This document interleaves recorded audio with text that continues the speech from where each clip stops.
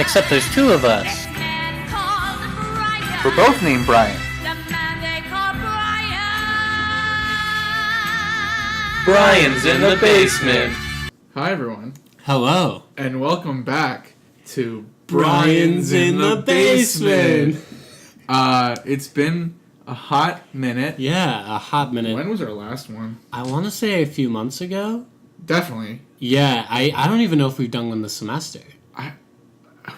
We had to. No, I think we had to. Because I think the first two were first semester, and I think the third was like maybe in January or something. Yeah. Because I remember looking at it recently, and it said 2 months ago. So I don't know if that was late January or early February that we submitted one. Okay. So, in conclusion, we're pretty regular with this podcast. Yeah. Yeah, we put it out a lot. We put a lot of episodes, really consistent. Yeah, you know, we at the podcast like to be a Shane Dawson series, you know, where it's like they're really high quality when they do come out, but we leave the audience waiting up until they do.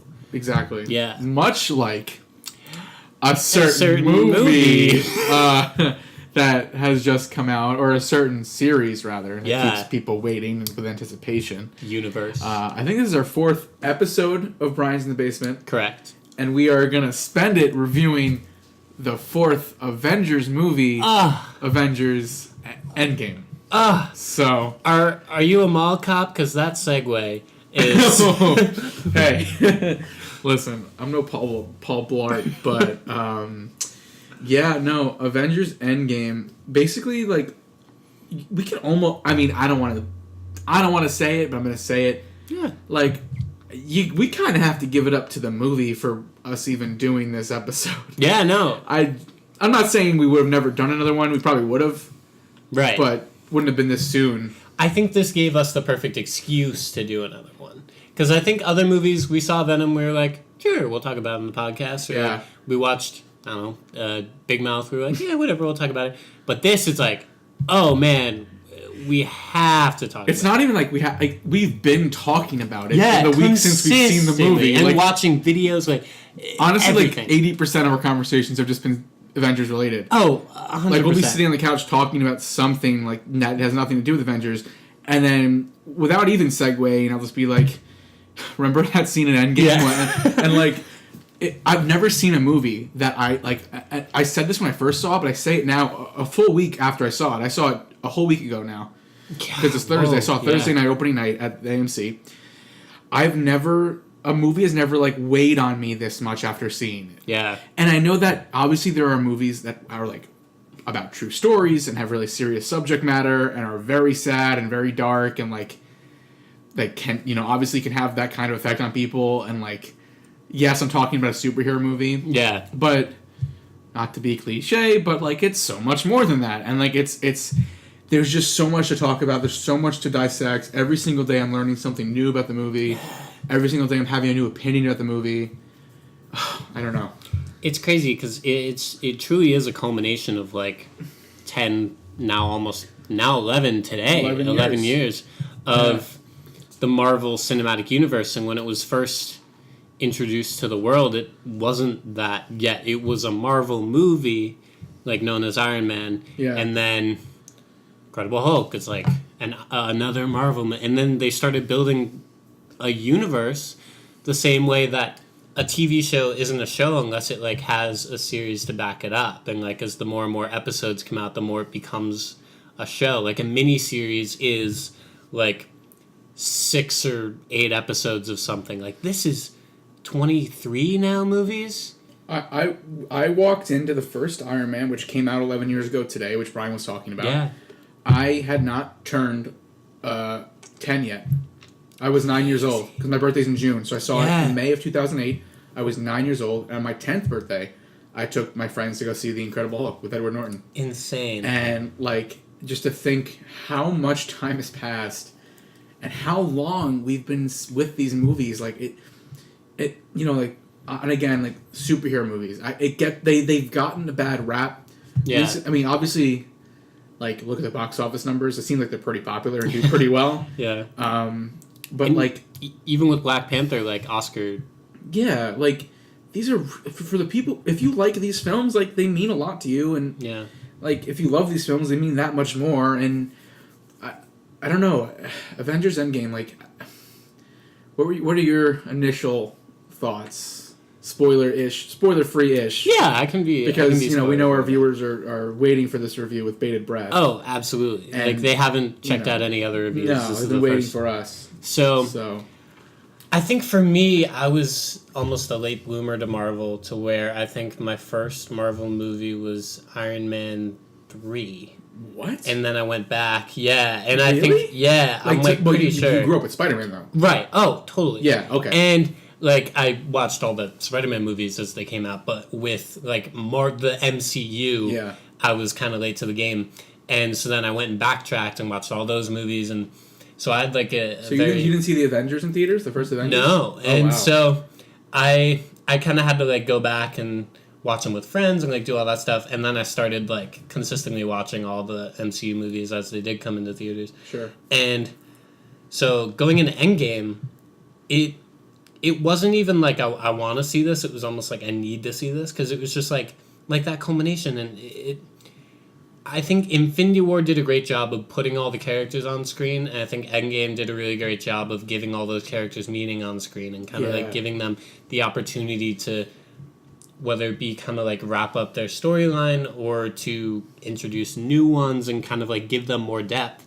And I think that's where it kind of went like a step above other superhero movies, to where, I mean, the MCU in general is just something that has never been done before in entertainment. Like, comic books in general are really interesting, to where a bunch of comic books can come out and then they can relate to other comic books that are coming out in the Marvel like realm, and so you have to read all those and do all that stuff. And I feel like the MCU as a unit is very similar to that, where it's like one line from Endgame could be from Thor: The Dark World, or it could be from Iron Man 2, and like you have those recollections in your mind just from like the back of your head, and you're like, wow, like I've like just like immense respect for the Russo brothers, everyone involved, for just not necessarily creating like a fan service movie, but making a movie that just allows for the fans to feel the way that they do at the end of it, which is drained, happy, relieved, just so many emotions. And I feel like not a lot of movies can really do that in that way. Yeah, definitely. And you mentioned like a fan service kind of thing, and the thing that I think I love the most about this movie, I mean, there's so many things I love about it, but the what you said, that like this movie, it was made for the fans. Like, so often we go into movies where I'm like, I don't think the people who made this movie had the viewer in mind. They had making money in mind, or they had some ulterior motive. You feel like this movie, and all the Marvel movies, are made for the fans. The fans come first. Mm-hmm. And I read something online. I didn't even click on the article. I read a headline that's like, Avengers Endgame is great if you've seen all the movies, and it's terrible if you haven't. And I'm like, duh. That's the whole reason Endgame exists, is to finish and close out a story of the other 21 films. Yeah. Like, I feel awful for people who will just go into this movie blind. Yeah. Like, I'm not even awful, because my cynicism kicks in, where I'm like, if you haven't seen the other movies and you're going to see Endgame, what's wrong with you? For sure. Like, at least see Infinity War. At least see Infinity War. And if you really have to have stuck with these movies and seen like a solid 75% of them to understand and feel what happens in Endgame, because there's so many through plots from the first Iron Man all the way through. Like, like there's just so much so much ground that has been covered, that when you walk into it, like, you have to have these connections with these characters. Yeah. And when you do, like, it makes it that much better, because that's the best part, is like you feel like you have grown and developed and like been with these characters for so long. Like, there's nothing to compare it to. And it's funny because in the wake of the MCU, we've seen all these other studios try to do cinematic universes, and they keep falling apart because they don't understand like what makes the MCU so great. It's not that it exists. It's not that they decided, we're going to make a bunch of movies that connect. Yeah. It's the stories are compelling. The characters are so relatable and so likable. Yeah. And like, there's just like Avengers Endgame.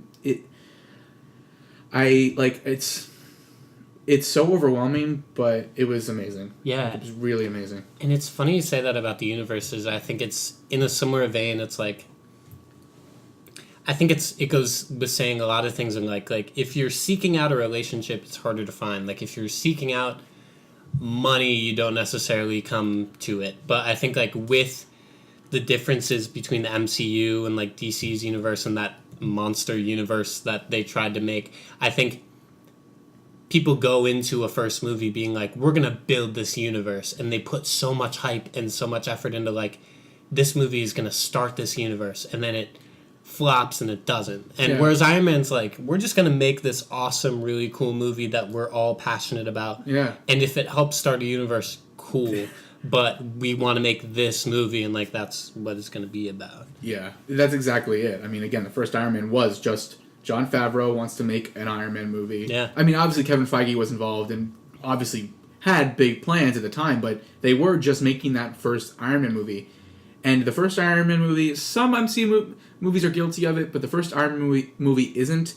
And most of them aren't, where it's like you don't feel like you're just watching a 2-hour trailer for the next movie. Yeah. Like you feel invested in this movie. Yeah. And sure, yeah, there's things they have to set up and things they tease, but they do such a good job of like weaving it into the story where it doesn't feel forced.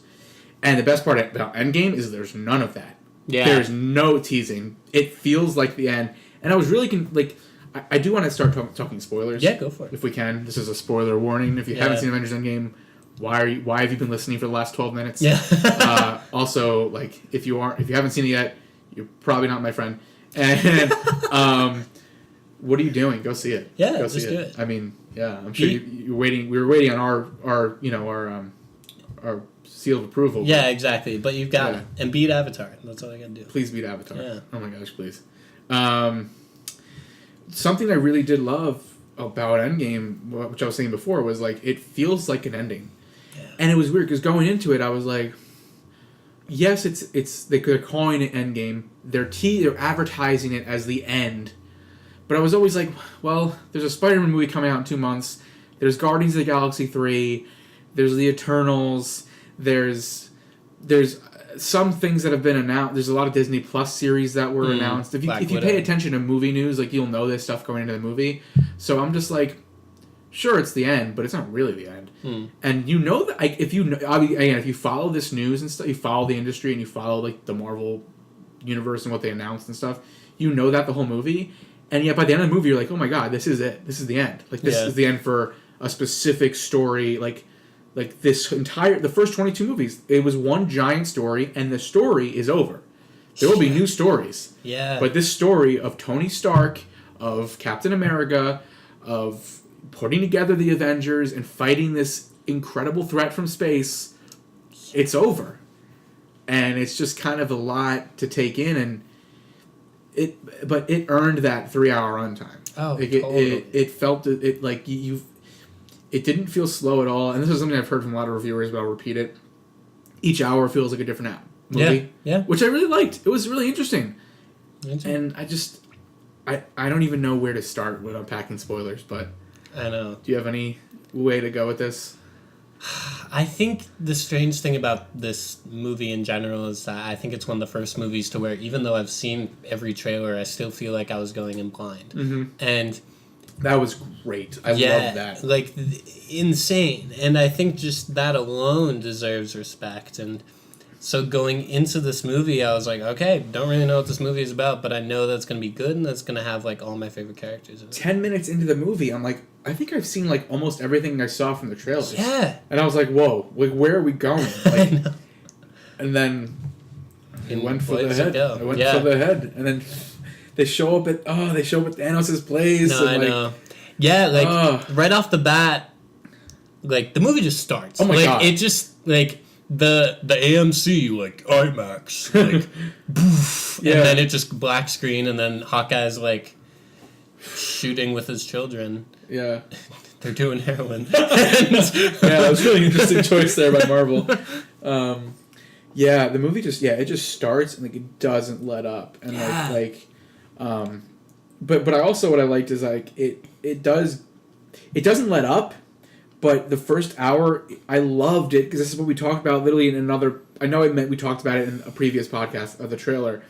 The first hour was showing half the universe gone. Yeah. And the reactions and the time jump for 5 years later. I loved that. Crazy. I didn't think that was going to happen, like, at all.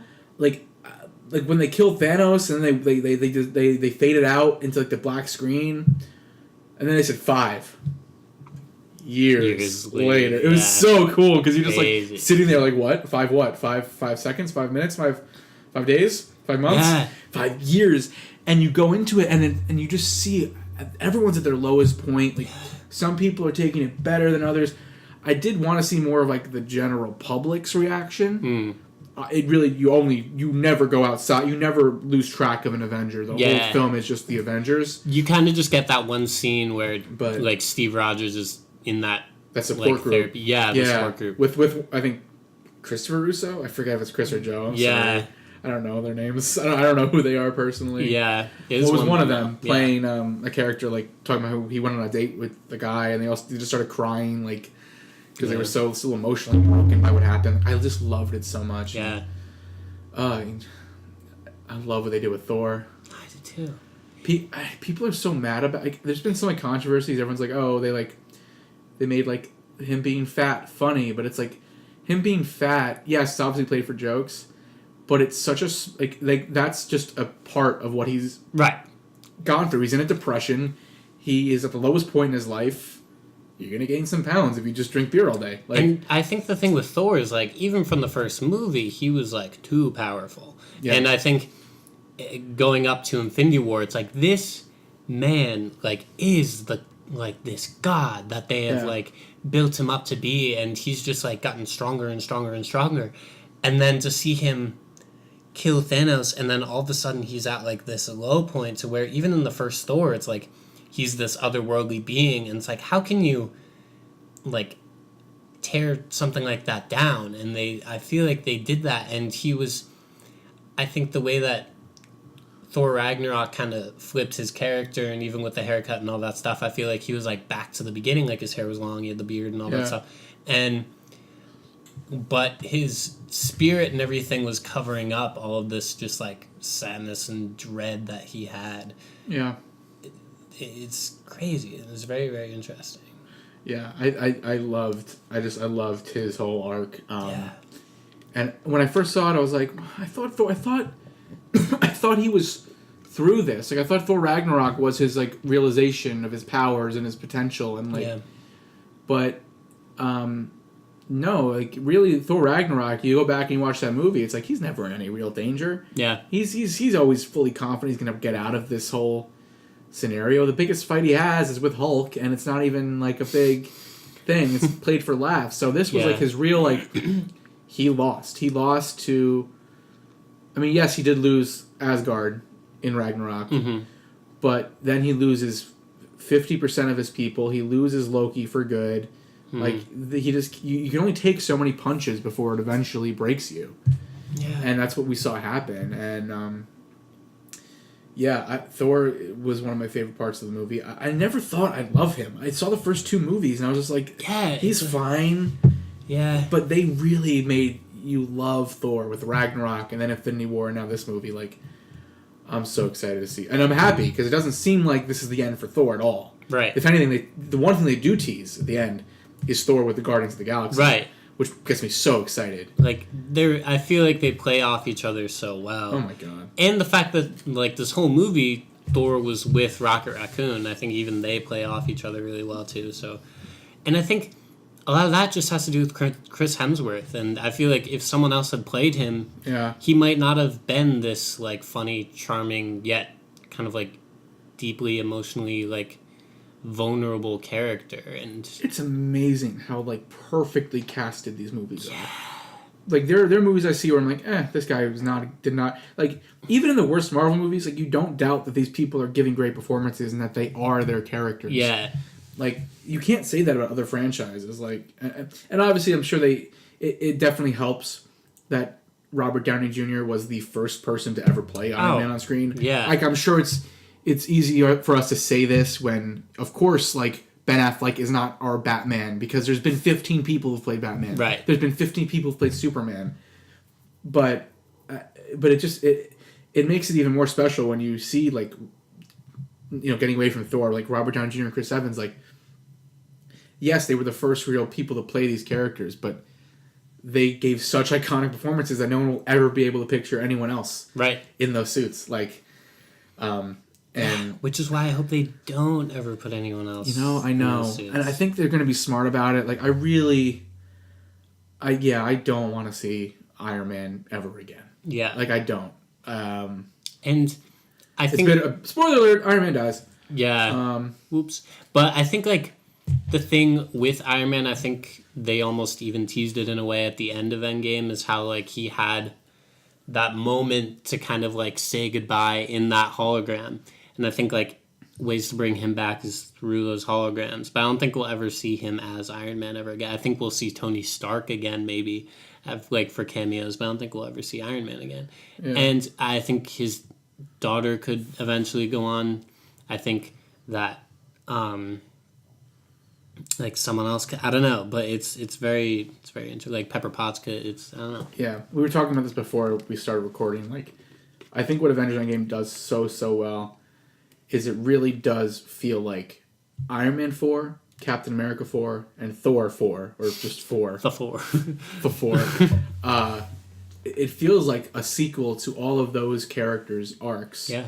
And it also feels like the end to all their characters. Because, like, Thor, I think it's established that, like, Thor is now with the Guardians of the Galaxy. We may not get another Thor solo movie. But you know, with Captain America, like, I just loved the way, like, the fact that that's my favorite part. The fact that this giant movie with all this action and all this stuff going on, the last shot of the movie is Peggy and Cap just dancing in their house in the 1940s with the I forget the name of the Harry. I forget the name of the singer, but like Styles? Not singer. Harry something, a guy from the 40s who was playing, like, the trumpet in that song. Oh, Houdini. Yeah, sure. Okay. It's just so, because it just brings that whole it concludes the whole movie, but also, like, brings it back to, like, this is about people. This movie's about people and relationships, and I thought it was great. And when I don't know, the whole time travel thing, like, when you first saw it, did you, like, completely buy into it? It took me a bit. I think, like, we're jumping around, but how can you do this linearly? Like, first of all, the movie didn't even do anything linear, so why should we do it in our review? I think that with the time travel, they teased it, and I was like, okay. Yeah. And then when it actually happened, I was like, this is super cool, and it, like, makes logical sense that they would do this in an illogical scenario. So it, like, intrigued me in a way to where I was like, this is super cool, and just to see all of this happen, and it didn't feel forced. No, really, like, it didn't feel like this, like, they weren't like, this is the only way the whole time. They were like, this is an option, and this could do it. The one thing I will say, and it's funny because it is, like, the controversy. Like, if there's one thing that people are, like, debating and, like, confused about and maybe, like, to have an issue with, it is the whole time travel thing. Right. I think I haven't read a real complaint about mostly anything else. No, some people will say, "Oh, I don't like that Thor was fat." Okay, sorry. Or, like, this line was. But the time travel thing is the biggest thing, and I'll agree with you. Like, it didn't feel forced, but I will say, the first time I saw it, I know, like, they go Captain America, Black Widow, and Ant-Man go to Tony Stark's house, and they're like, "Hey, let's Back to the Future. Let's go back in time and like, save everyone." And he's like, "I'm out of the game. I'm not. I have too much to lose. Yeah. It's time travel is impossible." And like the next shot, or a shot or two later, you just see Tony Stark going like, "Run this test one more time." Yeah. Oh my god, I did it! I created time travel. It just seems so like, and I want to interpret it as he was always working on it. Yeah, like, for through 5 the years. Yeah. And then that one night he finally cracked it and worked really hard and cracked it. But it did feel like, oh my god, now we can do time travel. I did it, Pepper. Yeah. And like, I like that because obviously Tony Stark is that kind of guy who would discover time travel and be the right inventor to do that. Yeah. I don't know. That was my one thing. But and they do a good job in the movie of like telling you like this isn't how you have seen time travel done in other movies. Like, and they really do like they stop the movie to just tell people we're about to do time travel. It's not Back to the Future Part 2. Like, just like, people aren't going to start disappearing. You can meet yourself in the past and you won't suffer huge consequences for it. Mm-hmm. And like when I saw it the first time, I was like, I don't know. Like, I don't know how I feel about this. Like, I mean, I'm excited for it, but at the end of the movie, I was just so confused. Yeah. Oh, yeah. And I was like, I don't get how did Cap like go back in time and still show up as an old man at the end and like. Yeah. But then like I saw it the second time, like I'm just gonna have fun with it. I'm not gonna think about it. Yeah. Like, and I see people like trying to explain like, oh, here's how it works, and here's how time travel works in Avengers, and here's how the timeline lines up, and now this has changed, but this isn't. I'm like, I don't care. Right. Like, I don't care anymore. I'm not going to get hung up on these little tiny little plot holes. Maybe they're plot holes. I don't even think they are. Like, I think it all connects. Like, I'm not going to let that ruin an entire movie for me. And it was so fun to see them go back in those old movies. Oh, like, totally. So great. And I think the pairings made sense. I think that, like, the thing that was really cool with Infinity War was just seeing random pairs, trios, quadros, like, coming together. Yeah. That you hadn't necessarily seen on screen before, but a lot of these people since Infinity War, whatever, have been on screen before, but it's just kind of like deepening their relationships with each other.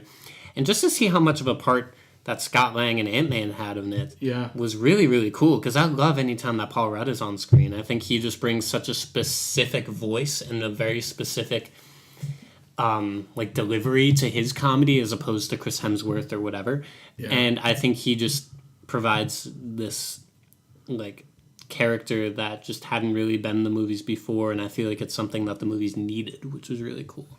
Yeah, and like going back to that first Avengers movie was just like so perfect. And I loved how I think the movie made you think about it before they went back when they teased it. They're like, guys, if we go to the right year, there's 3 Infinity Stones in Manhattan. And I was thinking like, what? No, there's 2. Like, there's 2 at one time, because there's the Tesseract and there's the Mind Stone that's in Loki's staff. Yeah.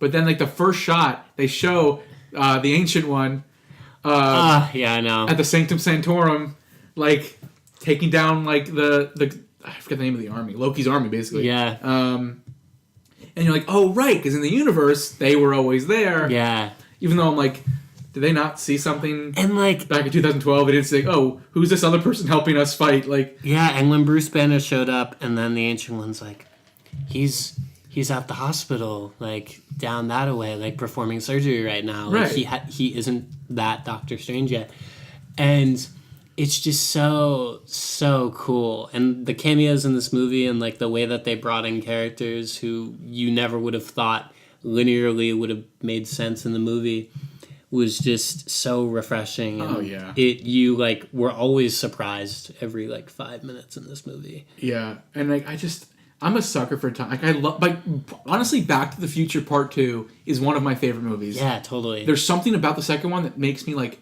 I love all 3. Third one I don't like as much as the other 2. Yeah, the second one is my favorite one. Because of the whole like running into your past self, like that's so cool, and like or your future self in Back to the Future Part 2. Like when Cap runs into Captain America, like his own self. So good. The fight seemed kind of out of place. Yeah. They were just like, well, let's have Captain America fight Captain America. There was no like real stakes to it, but it was really funny. Like again, I think my favorite line in the whole movie, and it's hard because there are. I mean, I probably will not. I have so many favorite lines. Oh, me too. But when Cap is fighting Cap, and the Cap in 2012 goes, "I can do this all day." The current day Cap goes, yeah, I know, I get it. I know. That's me. Like, I get it. And the whole the America's ass comment. Yeah, so good. Which is all over Twitter. He gets in the elevator with everyone from Hydra. And you're like, oh my god, shit's about to go down again. And then he just leans in and goes, Hail Hydra. Yeah. And everyone's like, oh my god, no way. You're part of it. Like, you're... Oh, yeah. I just love that stuff so much. Like, I think they did such a great job with that. Like, it's so smart. And it's not easy to do. Like, that could have just been, like, really bad fan service and, like, you know, they can really mess that kind of stuff up. And it's so genius because you you go into the movie wanting to see all the other movies, and so you watch all the other movies, and then you watch the movie Right. and you're like, now I want to watch all those movies again to see all those moments that they went back to and to see how all these things connect. It's like genius, because people aren't going to want to stop watching your movies. And it's like, people are going to see Endgame probably until August when it leaves theaters. Right. And people, it's just going to be this constant cycle of Marvel movies. Like, we have 10,000 free movies on with Xfinity, and we could have sworn like a week or two ago that Iron Man 2, Avengers and stuff were all under the free movies. And now all of a sudden only Iron Man is the only free movie that you can watch. And all of a sudden you have to rent for $2.99 all these other movies. And it's like, there's a reason behind that. And so the marketing behind this movie alone is just freaking genius and crazy. Yeah, it really is crazy. Yeah, I just, and then and what I love too was how they actually sent us back in time, which I really appreciated, was like to a time that we haven't seen, which I was surprised by. Yeah. I was so sure this whole movie would just be like when they mess up, when they fail to get the Tesseract and Loki leaves with it, which I guess teases like the Loki series or Disney Plus. Like, I'm thinking, okay, where else can they go back in time to get the Tesseract? And then they start mentioning like Camp, I forget the name, Camp something in New Jersey. Yeah. And I'm like, oh, Captain America 1?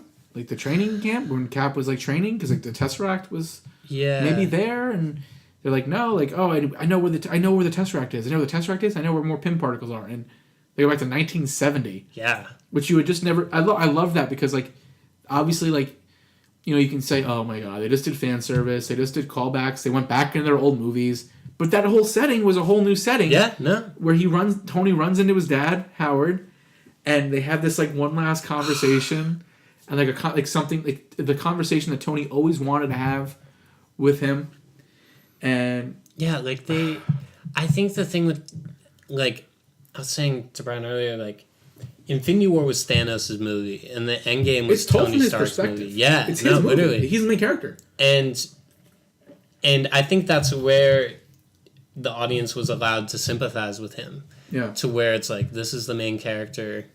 We kind of have to like see from his perspective because the movie is allowing for us to do so. Whereas Endgame, he was very much the villain. Not that he necessarily wasn't before, but he was like the villain. Mm-hmm. And as they went back in time and you saw him, he was like, I don't care. Now I'm just going to kill everyone.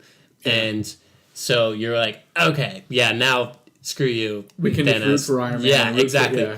And so with Tony Stark's arc, he got to have a family. He got to see his dad again. Like, he just coincidentally got to do all these things that he hadn't before, which allowed for him to be able to let go, like Pepper Potts said, and like that they're going to be fine. The world's going to be fine without him, because he's had all of this weight on his shoulders this whole time, and he's had to adapt not only his technology but his worldview and everything this whole time to be able to trust and to be able to put his faith into others, and for so many people to put their faith into him. Yeah. And to be able to see him finally be able to like let go was so saddening but also rewarding. Like, because it was not only Tony Stark letting go and Iron Man letting go, it was like Robert Downey Jr. letting go, knowing that the Marvel Cinematic Universe is going to go on without him, and the Marvel Cinematic Universe is going to be okay, and that all these movies are going to come out and still be a success, and he's going to be... It's okay, Tony. We're still going to make millions of dollars. Yeah, you're fine. We're going to make $1 billion worldwide. Also, we proved Captain America wrong. This is true. Because there's a huge argument they have in the first Avengers where Captain America's like, you're not a hero. You just have a suit. You wouldn't. You care about yourself. You don't care about others. Yes. And Tony was like, and he talked it off or whatever. And like, yeah, his evolution is incredible. Like,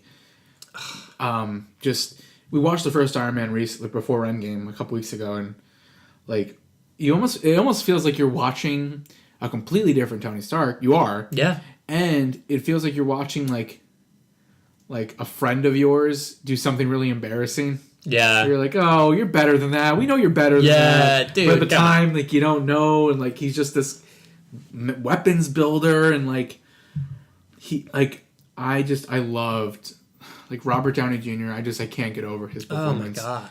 Like, he obviously it makes sense. Like, you can see it in his face, just everything he's gone through. Yeah. Like, I don't know if it's the makeup or just the aging or the acting, probably all three. Yeah. Just like, you just see, like, he has been through so much. And his whole goal after, like, Iron Man, after the first Avengers, when he went into space and he was all traumatized and he started hearing voices in his head, Iron Man 3... You get back and watch Iron Man 3 now, he has, like, so much PTSD, and he's like, I'm scared. So there's some bigger threat out there, and it's going to come, and we're all going to be screwed. I know. And it's like, and that's what Age of Ultron is about. That's what brings out Ultron, is he's trying to protect the world, and then he can't do it, but then he finally gets that redemption with the I Am Iron Man and the snap, like, and he brings everyone back, and he's... Crazy. Oh, my God. Because, like, the first Iron Man, you go into the movie, and a lot of other superhero movies, pretty much all the other ones, particularly Spider-Man, other ones, it's like, gotta protect my identity, because, like, I'm just, like, this humbled guy, girl, whatever, that's just trying to save the world, but I don't want people to know who I am. In the end of Iron Man, he's like, I am Iron Man, and you're like, oh, this guy is, like this conceited dude who's so confident that, like, no one's going to come after him, and that if people do, he's going to be able to stop him. Because people know that he is Iron Man, and they hear the word Tony Stark, and they're like, oh, Iron Man. Like, the same way we'd be like, oh, yeah. In Iron Man 3, do you remember when the press is hounding him at his car, and he's like, oh, you want to find me the Mandarin? Here's my address. Yeah. Here's my address. And then, of course, the Mandarin blows up his house. Yeah. But, like, he's that cocky. He's like, come at me, bro. Insane. And then at the end of the movie, at the end of Endgame, he's just this, like, super, like, broken, humbled guy. And, like, oh my God. I know we're jumping all over the place, but still with Tony Stark, the start of the movie, when he gets rescued by Captain Marvel, and he comes back down, and he is so sickly and gaunt, and he's just so mad and fighting with Cap. Like, I love that shit. Yeah, there was there was so much unresolved from Civil War, and you just saw it pour out in that moment. Obviously, the 5-year time jump helped kind of completely squash that. Yeah, right. Like, by the time they see each other again, it's like, oh, good to see you. But, like, yeah, you know, I don't know. Yeah. Yeah, and even, like, when he was on the ship with Nebula, and when they were playing, like, paper football. Yeah. And, like, even then, he had this almost inherent aspiration to be a father, and with his relationship with Peter Parker and all this stuff, like, he's been this father figure for so long that he actually gets to be a father in Endgame, and you get to see that happen. The first thing he says when he gets off the ship to Cap is, I lost the kid. Yeah. That's, like, the number one priority in his mind is Peter Parker. And, like, speaking of Peter Parker, like, when they all come back at the end, we haven't even talked about the final fight, which was like an hour long. Yeah. I loved the way they set it up. I wasn't sure if I liked it the first time I saw it, when I was like, like, Thanos is catching up. Thanos is gonna find out the plan, and like, but like it's that inherent, like, it's that, like, dread, like, you know, like Hulk snaps with the gauntlet they made, and everyone's back, but you know Thanos is coming. Yeah. And then you see his, like, ship fly out from, and then he just it blows up. Oh my God! All of He just Obama drone strike all of Avengers like facility. It's just gone, and like you just, and it's amazing too because, like, no one died. I'm like, come on, he didn't kill one of them. I know, not one. I know, but like, they're all just under this rubble, and then they all start fighting. 20 people out. Yeah. My whole issue was, like, I thought Thanos was too powerful because he didn't have the gauntlet. Yeah, he's just a big man. Like, he doesn't have any power. I'm almost done. Like, I'm. This was how I felt a week ago, and I'm already, like, telling my past self, if I could go back in time, I'd be like, "Shut up! Enjoy the movie. Like, who cares? Yeah, who cares? This movie's incredible. You're gonna let these little tiny details bother you, and, like, that's where I'm at. Like, I loved the hell out of this movie, like, so much. God. I know. There's, like, so much I could say too. It's just the way that they bring all the characters onto the screen. Okay, so Brian saw it on the Thursday, I saw it on the Friday morning, and then we saw it the Sunday together, like, for a second time. And I was sitting alone in the theater next to strangers, and all the heroes came on screen, and I just started crying. Like, I don't even know why. I just was like, and, like, my tears of joy and just, like, astonishment turned to sadness and then turned to happiness again, and just crazy the way that a movie can just do that in a way that like not many other mediums really can. Yeah. And they just do it so well, and I think there was nothing that a fan can fully be like, oh, you missed this, or like you made, because they just put everything in there. Yeah. And they put their heart and freaking souls in this movie, and you can tell. And the way that it's a humbling experience for all of them that are involved with the movie, like they put so much time and effort, and they got a lot of money out of it, but they put just like years of just like all this like work and keeping all these secrets and stuff from all of us so that we wouldn't be spoiled. And the fact that they're so inherent about not spoiling the movie online is something I've never even seen before to that extent. Yeah. Like, yeah. It's awesome. I'm so lucky I didn't get it spoiled for me in any way. Oh, me too. One of my brothers got it spoiled for him by scrolling through the ESPN comments on an Instagram post because people are terrible. Yeah. And they do anything too. Yeah. Yeah, and I've already said, like, this is like I've told you, like, I'm like in a bit of a lull right now after seeing it. It's like all this hype, all this anticipation. I didn't know it was gonna happen, and it's like, oh, now I know what happens, and I've seen it, and it's over. Like, I'm like kind of sad, like not for what necessarily happened in the movie, but it's the fact that all this hype, all these years, and now it's like it's over, and now it's on to the next thing, and like. I think Infinity War set the standard for what superhero movies can be too, in a way, to where Infinity War happens and people went into it and they're like, an Avengers movie where a bunch of Avengers are getting together, and then they're like, oh man, like half the people died. Yeah. What's gonna happen now? And I don't think any other movie has been set up that way ever. Like Thor, The Dark World, whatever, the second one's like, oh, I guess I'll see the third, and it's like Iron Man 2, sure, I'll see the third. And it's like, no, you need to see Endgame in order to just understand what happened in Infinity War and the rest of the MCU. Yeah. The only thing I compare it to is like Star Wars. Yeah. Like The Empire Strikes Back and then Return of the Jedi. And like that's almost how I feel about the movies, where like with Star Wars, Empire Strikes Back I think is the better movie. No, I agree. Return of the Jedi is more enjoyable. Yeah. I think the biggest difference for me between the Star Wars franchise and the Marvel franchise is that with Star Wars, it's like, if you didn't like Empire Strikes Back or you didn't like The Force Awakens or whatever, then it's like you didn't like that movie. Where in the MCU, it's like you can skip all the Thor movies, you can skip all the Iron Man movies if you don't like Iron Man or if you don't like Thor or whatever. Yeah. And you can still have a general understanding of the MCU. Whereas with Star Wars, it's like, if you hate Han Solo for some reason, he's in all the movies. Like, sorry about it, but he's in all the movies. Whereas like the MCU, you can kind of like jump around to what you like and still love the MCU, as opposed to like the Star Wars universe, where you kind of have to watch every movie to get the feel of everything, and there's not really a full protagonist within every movie. I guess you could say Luke Skywalker is the full protagonist in the OG series and like whatever, but it's like a different just feel entirely, to where it is like a cinematic universe, but it's more of a cinematic world as opposed to a cinematic universe or cinematic country or something. Like it's very much a different feel in general. Yeah, I mean, there's something in there for everyone. Like you can choose what you want to watch, but at the same time, I just feel like, you know, if you haven't watched all the films, you won't get as much out of Endgame as you could. Yeah, you know, but yeah, I don't know. I just adore this movie, and I just adore the franchise, and like I've just, again, I don't think I've ever seen a movie that has just overwhelmed me.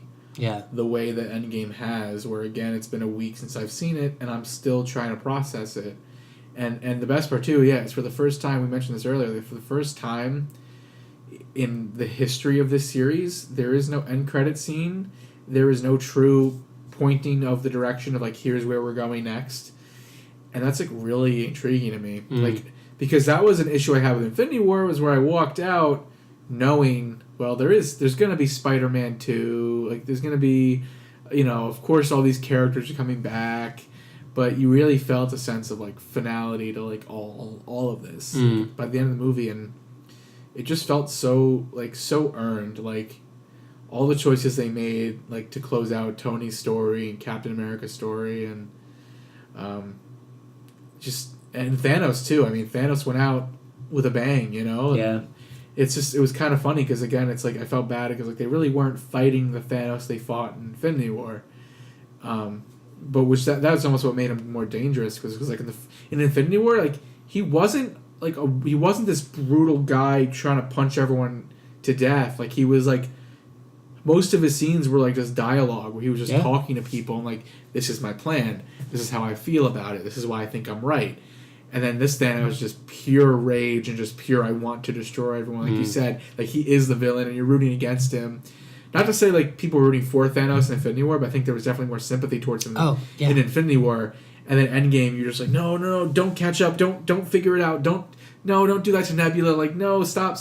So then like when he finally, and I loved like, I think there was what I love too is like the start of the movie, you see Thor chop his head off, but it doesn't feel like a triumphant moment at all. Oh my god! It doesn't feel like it's a victory. Like sure, it might have been cathartic for Thor and for us to see it happen. We're like, yeah, like Thanos deserved that, but like that wasn't a true victory. And like, I'm really happy with the way they did it. Like I didn't want it to be like Captain America stabs Thanos with his shield, or Thor like hits him over the head with Mjolnir. Like he got dusted himself. The way he did I thought it was so poetic. Like and it made so much sense. Like, of course, that's the way he's gonna go out. Like, and the way they shot it, where like everyone else was dusted, and then he just stood there for a second. You're like, did they? For a second, I was like, did Tony say don't kill Thanos and snapped? Yeah, because he wanted to get a last thing in with him. But like Iron Man didn't care. He's like, I'm killing all these bad people. Yeah. Like, then you just see Thanos sit down, like accept the defeat, and then slowly start seeing like little particles of him fade away, and then it's just like gone. He's gone. It's such a cool 180 because the end of Infinity War, it's like after everyone gets dusted, you see Captain America, and then it goes to black, and then it cuts back to Thanos, and he's like walking in his garden, and then he sits down and just like lets out this deep breath. That's so true. And then at the end of Endgame, he just sits down and he just goes, I didn't think and about he that. like gets dusted, and it's like this total like cinematic parallel and like this total 180 to where it's like I didn't even think about that. Yeah, no, like at the end of Infinity War, it's like he did his job and he did everything. At the end of Endgame, Fades it's like to black. Yeah, that's it. And then at the end of Endgame, he just sits down. And he's like, he failed, and then he just like gets to dust, and it's like really interesting, sort of that 180 and everything about that. Yeah, the only thing I'd say is like with Iron Man's death, we talked about this earlier, like, and again I'm nitpicking, even though I've already said nitpicking is dumb for this movie, but like when Tony died, like he said goodbye to, like, Peter said goodbye to him, Rhodey said goodbye to him, Pepper said goodbye to him. There really wasn't a moment Tony had with Cap at the very end, which I was a little upset about. I think they cut to Cap being like sad, teary-eyed, but you didn't see him like walk up to Tony and say anything to him. Like, I just wish they did that. Like, it's kind of like, I think back to like The Force Awakens when like Rey and everyone gets back at the end of the movie and Han Solo's dead, and I don't know if you remember it, but there's a shot that's like a really wide shot of Leia, and Chewbacca just walks right past her and doesn't like acknowledge her. But she gives Rey a hug after Han dies. It's like, what? How does Chewie not hug Leia? Like, it was that kind of thing for me. Yeah. Where, like, obviously, it didn't ruin the movie for me. But I was like, that was weird. Like, it was a weird moment. But, yeah. And again, like, it just feels... I just love how much... I was so satisfying this movie. Just, like, you walked out, and... Normally when I see movies like this, I'm like, oh, I wish I saw this, or I wish I saw that. Like, just like I saw everything I could possibly expect to want to see. I saw time travel. I saw Thanos get his comeuppance. I saw a giant, amazing battle. I saw all the heroes come back. I saw my favorite heroes get conclusions to their arcs. Like, I've never just felt so like content with a movie the way I feel about Endgame. Yeah, I said this after the movie was over, but like Endgame just in the cinematic universe just like felt like this long form improv scene that just you start at the beginning and like you establish all this stuff, and then by the end you're combining characters and bringing them into new worlds and like this herald, and then you're doing callbacks and everything, and you end on such a very specific note, and that's what it felt like. And like the funeral was so beautiful and just so like well executed, and the music and the score part is incredible, and the part with Happy talking to his daughter and like and him talking about the cheeseburgers and just that, like literally there's so many lines in this movie that you can pick apart and be like, wow, that was from this or that was from this. Like they just like literally they didn't miss a beat, and every beat was just so well thought out. And it's so hard to even pick anything apart because there's so many that if you pick it apart, like it magnetically will just go back into the core, because like why would you do that in the first place when it's just so well done? Like I make videos, I'm not a filmmaker, and anytime that I see people tear apart a movie that people put their heart and their souls into, I'm like, what? Why do that when they like put so much effort and so much work into it? When your job is to be a movie critic, and like when there's no need to criticize that.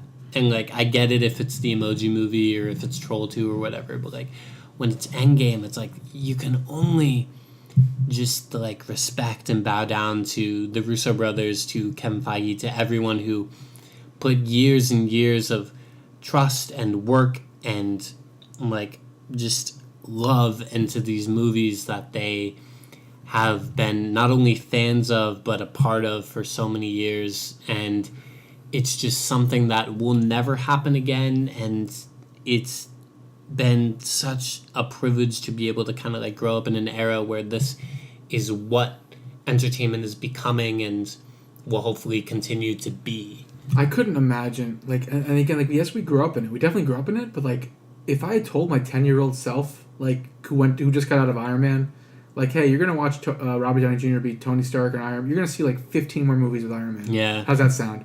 For me, like, the furthest we'd ever gotten was Spider-Man 3, and Spider-Man 4 was canceled. Yeah. Like, as iconic as Tobey Maguire's Spider-Man is, that's 3 movies over the course of 5 years. Yeah. And you think of what Robert Downey Jr. did, and like what Chris Evans did, and like that's like less than Friends, less than That 70s Show. It's right.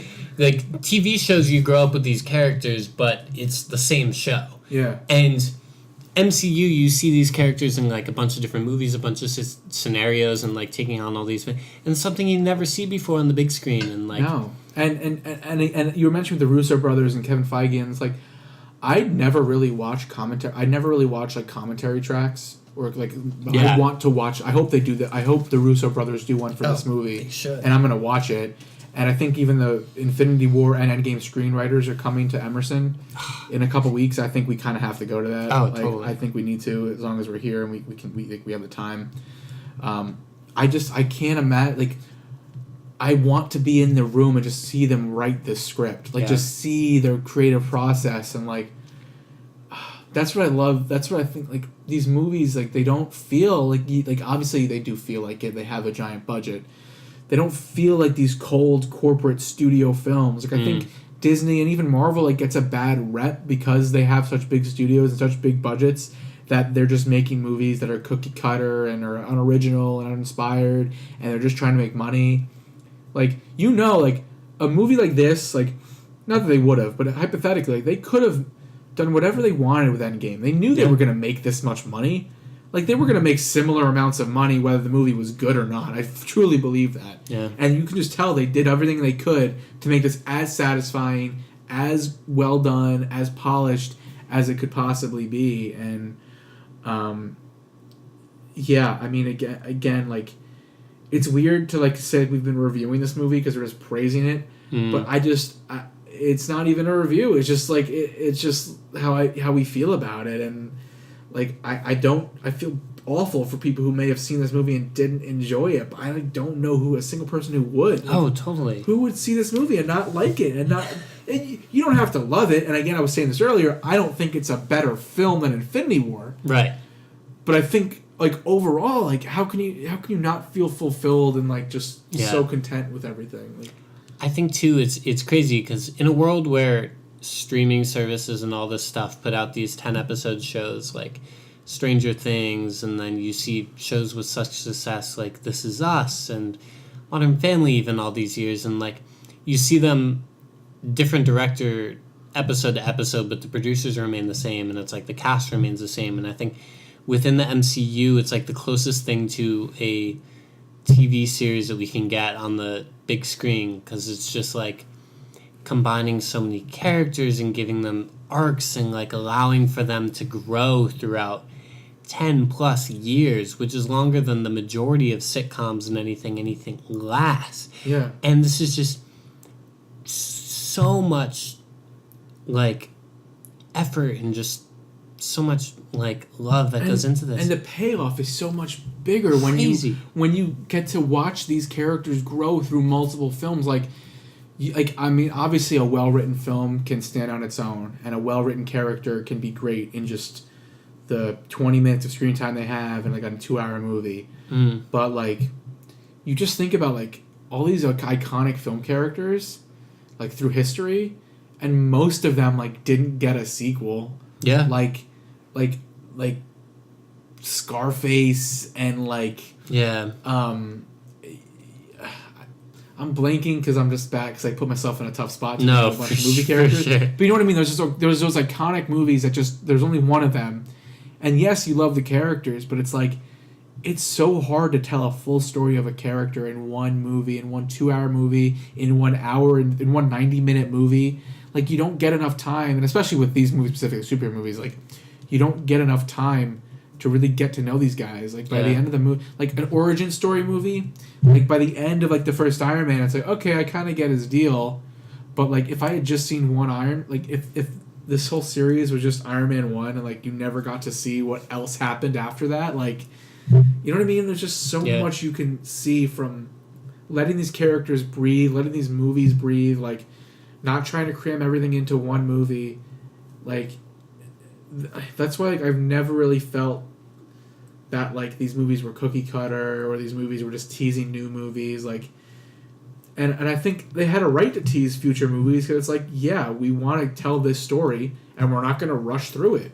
Yeah. We're not going to throw it all together in one movie. And I think that's why people love reality shows and reacting videos and channels and like gaming channels and stuff. It's because like people are reacting to situations that are happening, and like with the MCU, it's like these characters are reacting to these villains that are coming to them, and they're doing it with such finesse and with such growth throughout that they're like reacting to these real world situations. And I think what Iron Man did so well is that they put superheroes into the real world, and they set it like they set it on Earth like right in the beginning, and they introduced technology before they introduced magic or anything, and they were kind of like setting the tone from the beginning so that they can slowly introduce Doctor Strange, and they can slowly introduce Guardians of the Galaxy and all this stuff to where it becomes this universe, literally, that no other really show can do. Like, the closest I can think is even, like, Twilight Zone at the beginning. Like, I feel like that kind of set the tone of, like, okay, this can be within the same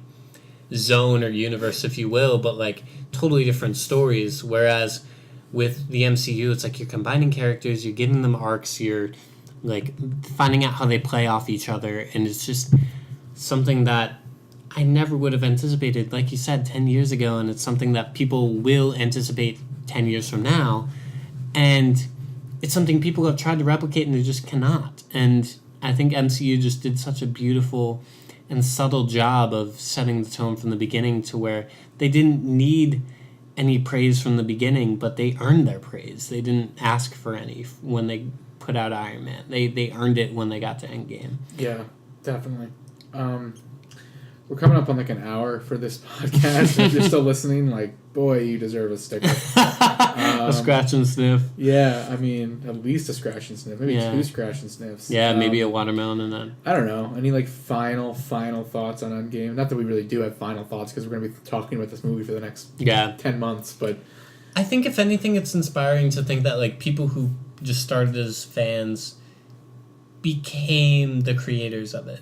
Yeah. And I think that's like as a music fan, I've loved to want to like create music. As a like Marvel fan, I've loved to want to be in or whatever, be involved in any Marvel movie. I think it just goes to show that like if you set your heart to something and if you put your heart and soul into anything, that you can kind of like gain the like profits, so to speak, of it by creating it. And I think that it's always come down to performing and always come down to creating, and I think that even to be able to do that in the small scale is something that I've strived for, and so it's given me inspiration to like start something from the ground up. And I'm always someone to start projects and never finish, and this summer Endgame has helped me realize that like I need to finish stuff, and so I'm going to start finishing projects that I start, and hopefully that'll get me on the train as late as I am to getting to a place where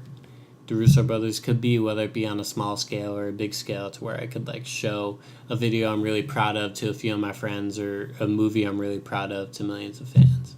Yeah, definitely.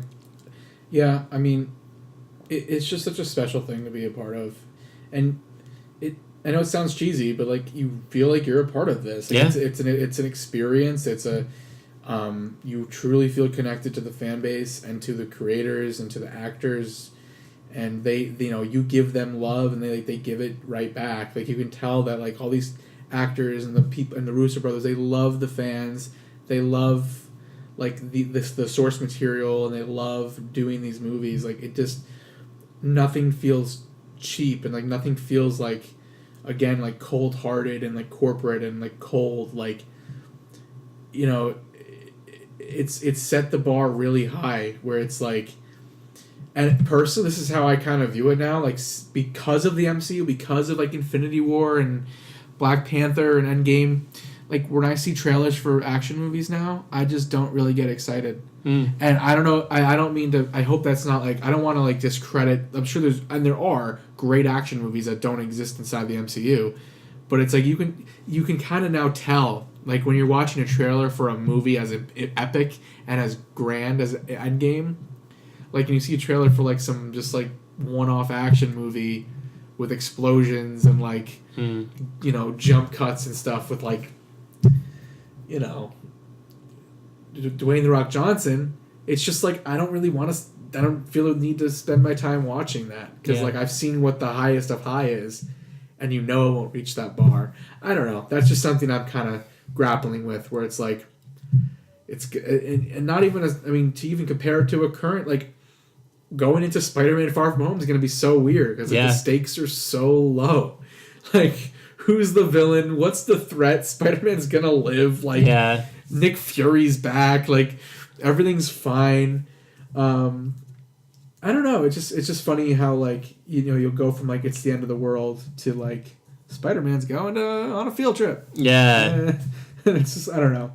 It's just something I'm kind of grappling with. Passport. And it's like, I think the interesting thing just in general is just that the trust that all of them put into us and the trust that we put back, and I think they put the trust into us, that knowing that they can have Infinity War and kind of like eliminate half their characters for a minute, they trusted us to come back and watch the sequel in the same way that we trust them that they can make something amazing out of it, and they did. And I think that that's admirable in and of itself, and I think that's something that's so amazing. In any interview that I see of like Chris Pratt or Chadwick Boseman or Robert Downey Jr. or Scarlett Johansson talking about all these movies, it's like they do it for the fans, and they do it for the people who love these movies and this content. They don't do it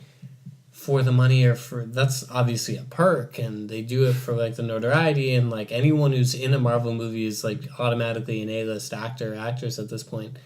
But in the back of their minds, they just want to please the fans, and they want to please the people watching it, because they're the people that are representing the characters that a lot of people have grown up with and they've grown to love, and like it almost makes them like try to be safer in their lives, knowing that so many people are relying on them and counting on them to continue to play these characters. Yeah. And it's just something that's so admirable and something that has never really happened in cinema or art or TV before. Like, the cast of Friends were probably like, we're going to go back and do this episode next week. Like, there was nothing, there weren't many stakes. But with this, it's like, you have millions of people who are just counting on you to live your life long enough to where you can continue to play these characters. And it's like, there's so much kind of like, there's so much of a trust in their lives and a trust within the characters as well, that like you're hoping that they will continue to play these characters as long as they want to and as long as they can. Yeah, I mean, let's not act like Friends didn't have stakes. I mean, the stakes were pretty absolutely high for yeah. Friends, all things considered. Yeah, Ross, they were on a break. Yeah, but they still are. Yeah, who knows? So, do you think you'd recommend this movie, Brian? Well. Yeah, I mean, if you've seen a Marvel movie, see it. If you haven't seen a Marvel movie, probably see Infinity War or something and then see it. But regardless, just the movie theater experience of it is something that I'll never get back, and something that if you wait 6 months and watch it alone on Netflix, like, it's not the same. Yeah, it's not the same. Not the go you, but it's not the same. Like, see it in theaters. Like, this is one movie that I can tell you see it in theaters. Yeah, and like I made sure to see it in like an IMAX, like because I can. And, you gotta, and A-list like, and all that stuff. Yeah, I think we said our piece about Avengers. I agree. I think we can let this podcast go now. We're an hour and 6 minutes into it, so we're right around the time when they probably were starting to try to do time travel. Yeah. They're meeting up with the Hulk in the diner. Yeah, so if you're at this point, you can go back in time and... We didn't even talk about the Hulk. Yeah, we didn't talk about the Hulk. He's fine. I love what they did with him. Yeah, that was so funny. I think it's fun. Anyway, for those Hulk fans waiting for us to talk about the Hulk. So, Scarlett Johansson died. Black Widow died. Yeah. I don't know. Rest in peace. Yeah, rest in peace. Yeah, but she's getting her own movie, so I guess it'll be a prequel. I loved her character and everything. I think that she... she was great in this movie, too. Yeah, she's really, really great. I feel bad that she didn't get to participate in the final battle, but I think it was necessary for her Hawkeye to die, but I think Hawkeye needed to live in order to like have his own family and complete that arc where she didn't really have anyone. I'm starting to believe you that we might one day see a Captain America movie where he had to go return the Infinity Stones. I think it's going to happen. It's inevitable. Doesn't Chris Evans want to be done with this? I think so, but I think he would want one last movie where he's the main character. That'd be crazy. I think it would be fun. Imagine him showing up to Red Skull, be like, "Hey." No, this is what I'm saying. Got the Soul Stone here. The thing about the Endgame is like, there's so many movies that can spark off of it, like with Loki and that whole series, like with Captain America and finding all these stones, and with literally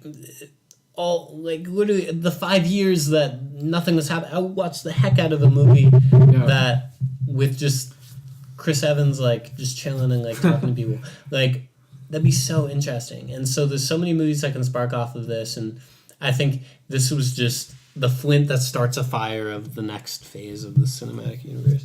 Yeah, for sure. But that's pretty much it.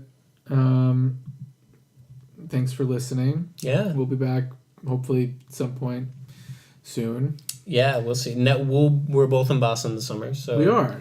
So and we won't have as much to do as classes and all that stuff. So no, and I'm sure if it's not in podcast form, you'll be seeing us in some form. So yeah, Instagram, whatever. Anyway, I love you 3000, and I'm Brian. I'm also Brian, and this has been Brian's in the basement.